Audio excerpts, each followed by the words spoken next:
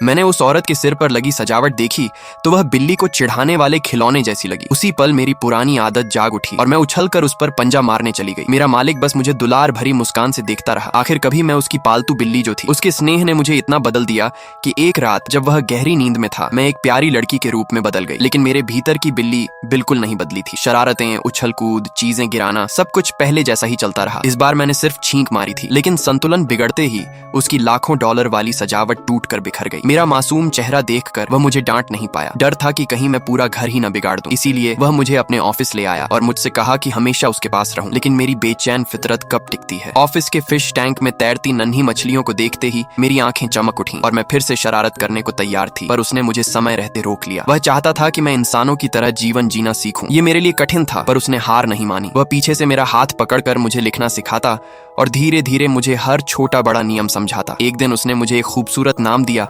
और उसी पल मेरे दिल में उसके लिए मीठी अनजानी भावनाएं जन्म लेने लगीं। तभी उसका सहायक घबराकर अंदर आया और बताया कि कंपनी का पार्टनर, एक मशहूर आइडल, अचानक मिलने आ गया है। आइडल ने मुझे देखा और कहा कि मैं उसे कहीं देखी हुई लगती हूँ, लेकिन मेरे मालिक ने तुरंत मेरे सामने आकर मुझे छुपाया और मुझे अपना मंगेतर तक बता दिया। मैं हैरान रह गई। फिर भी आइडल के आकर्षक चेहरे ने मुझे अपनी ओर खींच लिया। जिज्ञासा में मैं चुपके से उसके शूटिंग सेट तक पहुंच गई। वहां एक स्टाफ सदस्य से गलती से स्पॉटलाइट गिर गई। नाजुक पल था और मैंने बिना सोचे समझे दौड़कर आइडल को धक्का देकर बचा लिया। उसने तुरंत मेरा धन्यवाद किया, लेकिन पूरी घटना कैमरे में कैद होकर इंटरनेट पर फैल चुकी थी। जब मेरे मालिक ने यह देखा तो वह जलन से भर उठा। उसने कल्पना कर ली कि मैं और आइडल कितने करीब हो सकते हैं। मुझे किसी और के साथ देखने का विचार ही उसे गहरी बेचैनी और गुस्से से भर देता था, क्योंकि शायद वह मुझे खोना नहीं चाहता था।